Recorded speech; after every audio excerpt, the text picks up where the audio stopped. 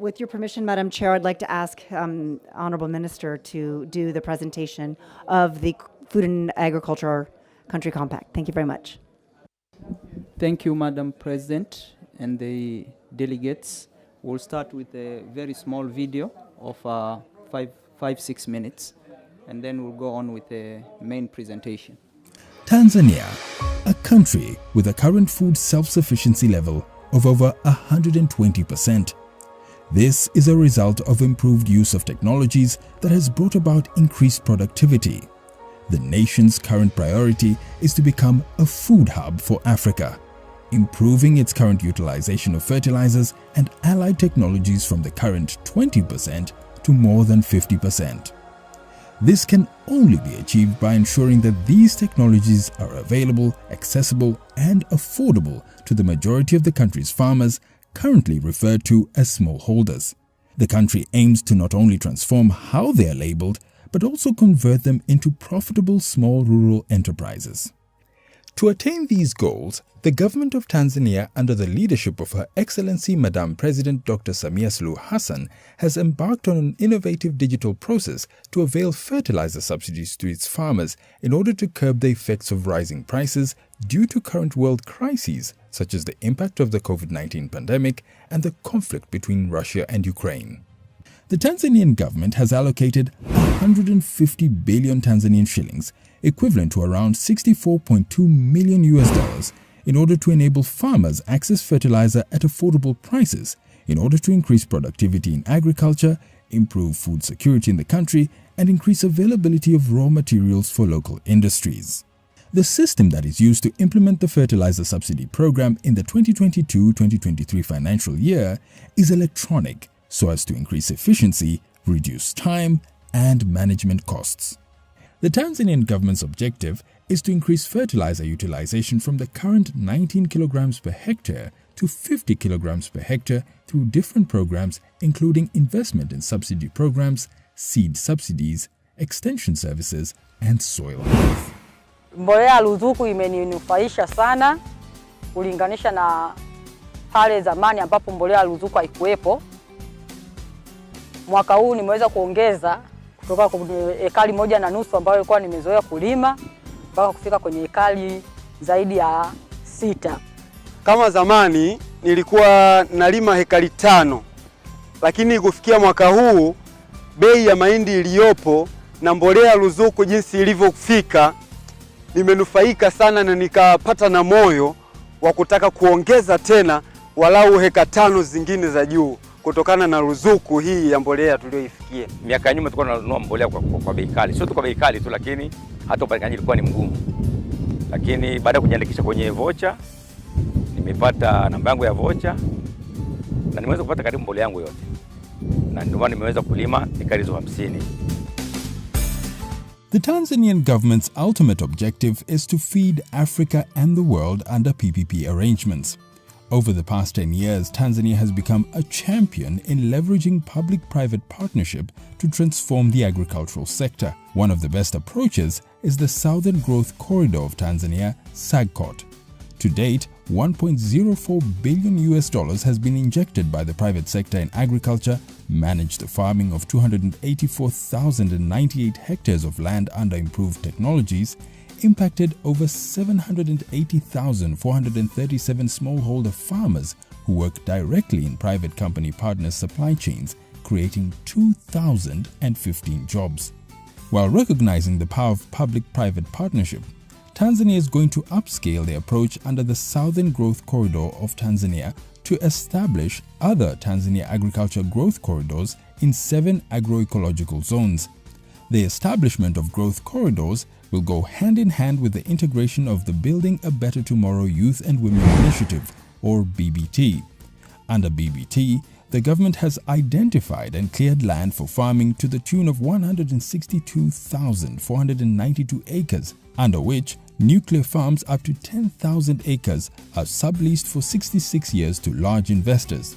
In turn, they are expected to be off-takers and technology providers to youth and women who are subleased up to 10 acres each for specific value chains. In this way, 4 basic constraints, namely finance, land, markets, and working capital for youth and women to venture into agribusiness, will be solved.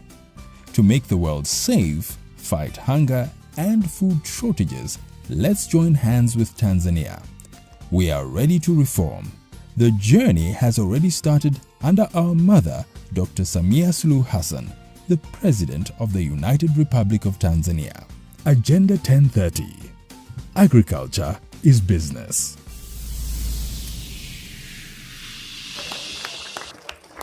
Thank you, Madam President and delegates. Just a brief, as you have seen, our subsidy program is 100% private sector-led system. From the development of the platform to the distribution system up to the final selling point is 100. There is nowhere the government is doing anything except coordination, organizing, and paying the subsidy difference, the value whereby we have to, and it is led by the private sector. Our presentation will, at the end of the day, will focus on some few areas whereby we think that we need both private and public and the support of the international community on our 4 main value chain. As it has been said, the sector is growing at an average of 4%. The sector has employed over 61% in of the working force. It contributes 65% of the entire inputs for the industrial products, but we are 100% self-sufficient on the main staple foods. When you come to our country, the first word you'll hear, ugali, mchele, means maize and rice. These are if you don't have these two, then you're in trouble. But when last year our president announced what we call Agenda 1030, we have been given a target to attain a growth rate of 10% by 2030. And in that, I would like to use this opportunity to thank our president for her commitment on the agricultural sector. The first year, the budget of the Ministry of Agriculture was increased by 300%, from $127 million to $414 million. This was and the main areas of the investment was seed multiplication, research and development, irrigation, post-harvest loss. These were the entire government money is going. But with that, the growth rate, there is no growth without putting effort on youth. When the government launched the Agenda 1030, the bigger population of our country is youth. If you take the entire people below 40 years, it's almost over 60% of the population are youth. But, and you can see the pyramid, how it looks like. So the commitment of the government is to create 3 million jobs, 3 million youth to be absorbed by the agricultural sector by 2030. That's a target. And these are the people we expect them to go on the farming, on the farm field, on the service delivery, on the value addition, the entire value chain to attract. So the government came up with a Building a Better program, whereby we analyze, as Her Excellency stipulated today earlier, the 4 main challenges of youth to go into agricultural sector. 1 is the access to land.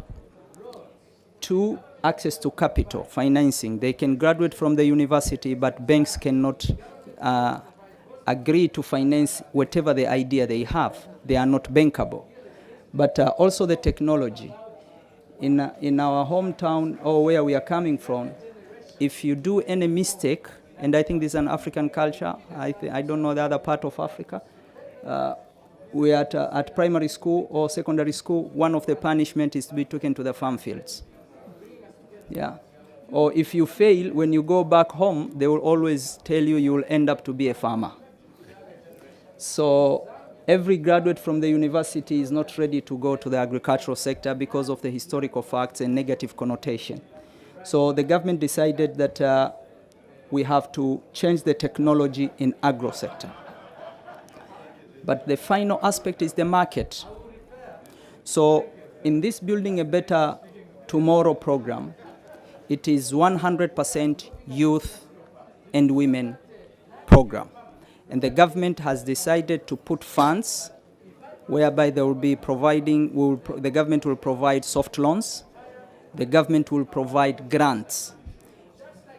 We have an umbrella called AGITIF, Agricultural Inputs Trust, whereby the government has put that money. But another aspect is Her Excellency she has done a wonderful job on the financial institutions. Loans on the agro sector, the cost of funds was an average of 20, 25, up to 30%. You cannot make money. So there was a reforms in terms of policies, the central bank, the commercial bank, whereby whoever gets a loan on the commercial banks, the interest rate will be 9%. So another aspect, the government acquires land. The government does all the necessary baseline study of the land, soil analysis and everything, and determine what type of technology, as you have seen on the video. And the government will allocate the land to youth, an average of 10 acres every youth. And every youth or woman will be given a title deed to own that land. And the government will put all the necessary technology, whether it is a drip technology, and we are hoping this year we will launch the first, depending on the timetable of the president, the first block farm of a youth in Dodoma. We have already started the phase 1, and also that goes hand to hand with a training on the enterprise part of agriculture. For the last 10 days since we launched the application for the training, as the president mentioned today, 7,000 applications we received for 10 days. Youth who wants to go to that center of excellency, and this is still open.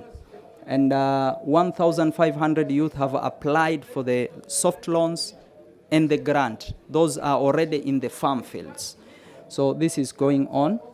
So that's a part of the BBT as a program, and we believe that this will be the game changer of the agricultural sector, because on the market component we have announced we need one investor in every block farm who will act as an aggregator, and he will do a value chain. The government will provide that land. We have different block farms where the minimum size of land the investor will be getting in every block farm is 1,000 acres, so that he or she can provide extension services, technology, and become an aggregator of all youth and women as an outgrower in that block farm. So these are whatever we are doing, it is within the Tanzanian Development Vision of 2025 and the Agricultural Sector Development Program, which ends by 2028. So what are the major challenges we are facing? Low productivity. This is the biggest problem.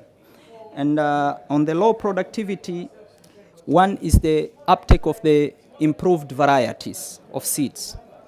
But also the average utilization of fertilizer in our country is 19 kg per hectare. We are still very low. Our target is to reach at least 50 kg per hectare. That's a target. And this is where you can see, and the miracle, we started the subsidy the president launched the subsidy scheme on 8th of August. And the program was rolled out on 15th of August. Up to now, 229,000 metric tons have been distributed to the farmers, already utilized, and this is the fourth month since we started. I think let me take this opportunity because I've seen some players around here. I think the OCP, IARA, 1 Acre Fund, and I would love this, the A1 Acre Fund to stand so that the entire group can see them.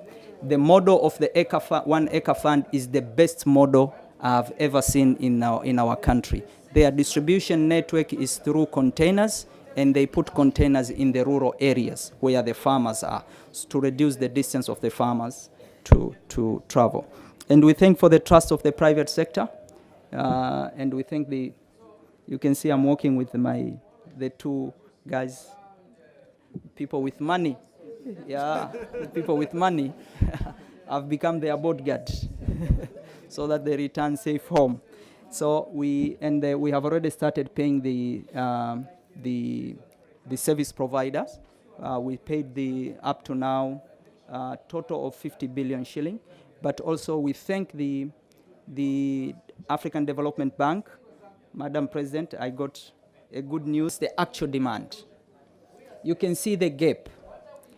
But what the government can provide is, even on dairy, you can see the gap between the demand and the actuals. There is a huge gap. The key problem is the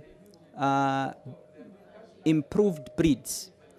Tanzania is the second largest African country with a huge number of cattle. But the quality is our traditional cattle.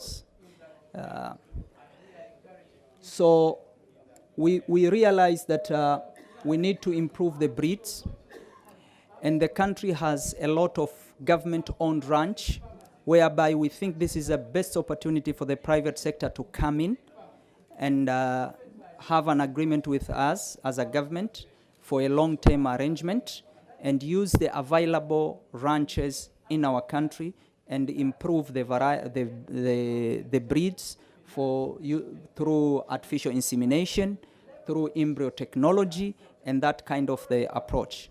But also the dairy sector is fast growing. Currently, the country is importing cows from South Africa for private sector and the government has removed a lot of barriers and certification and the likes, and the charges for those who are bringing new varieties for new breeds for the livestock sector. We have a lot of ranches whereby are available for that, and we will be very pleased to get some development partners to work with us on the improvement of thanks for the effort. They started this journey for the improved variety breeds on the dairy sector on the southern corridor for the smallholder livestock keepers. So we thought we are food sufficient and we feed the other part of the continent, especially region. When the president decided to open up the market from June last year to December, we have exported 400,000 metric tons of maize. And mainly this goes to Kenya, up to South Sudan. But the second crop is rice. You can see how the trend is. But we also sell some beans to our neighboring countries like Rwanda, Congo, and other areas in the region. For the cereals, our bigger market is South Sudan, Kenya, and Congo. But we decided to trade, and the country is a member of what we call regional food balance sheet now, with some few African countries decided that we remove the barrier between ourselves and some of the Rwanda Export Board. They trade through Rwanda Export Board to sell some of our cereals. They go to Rwanda and they export it. That's a trade. If we get a market to our neighbor, we just sell. So the government policy and the direction given by our president is that we have to make sure agriculture is a business and remove all the barriers to the smallholder farmer so that they can benefit from their efforts. So if you look at the priority sector for investment, the total value investment for the next 5 years, we are looking at a total of $4 billion. This will include both those four main value chains, but supported by the irrigation. Our country is blessed with 29 million hectares of land arable for irrigation. We are only utilizing 2.7%. 2.7%. And thanks to the President, this year she has approved over 37 billion shilling so that we can do a detailed design and feasibility study on all areas which are potential for irrigation. And we want to utilize the availability of rainfall. There is a lot of water just goes on wastage. So we are next year we'll start constructing over 120 dams, small and medium dams, so that they can save both farming and livestock for the dual purpose. So areas of the certified seed, the country our country, we have 38 seed farms owned by government. So we decided that the government will put all the necessary infrastructure, the storage, irrigation, and let the private sector rent it in a long term so that they produce what is commercially viable. If maize has huge demand, no need of the government producing maize seed. Let the private sector produce and sell it to the market. If we want to subsidize, we will subsidize at the production center and reduce. And that's what we did on the sunflower this year. We have distributed 2,500 metric tons of sunflower, subsidized. The private sector has produced, and the government is subsidizing so that the seed can be cheap to some of the areas, so that to allow farmers to have affordability. We started now a first pilot project with a PPP on the seed multiplication with Seedco. We gave them a land for a long-term leasing, and they are putting up irrigation scheme. It's 1,000 acres, and we have committed to them that will be off-taking their seed. And also we have given what is called the Farm for Future. I think also Yara is a board member of that. This year they are cultivating 250 hectares of the hybrid seed with a Seedco, where the government is off-taking and subsidizing into the Southern Highland farmers. So in brief, that is the picture. Our plea to the international community and the private sector. On BBT and building and block farm system, the country has available land for that. So you can come in. We can have an arrangement with a long-term partnership. On the seed multiplication, the government has enough farms whereby we are looking for the private sector to come in. And the government politically and even budgetary and the disbursement, there is no huge problem. It's not about the number. It's about what has been committed and what has been disbursed. And as you can see, the Minister of Agriculture become a friend with the Minister of Finance. So you should know that things are not that bad. So we got some partners on BBT. Some organizations have come in working with us. Yara have shown interest. OCP has shown interest to come in working with us on the BBT. But also our target is to make sure that when there is a shock of insecurity on the fertilizer and the input, the country is safe. We have some private sector already now who started producing fertilizers in the country through they are all doing blendings. We have Yara, we have a Burundi company called Intracom.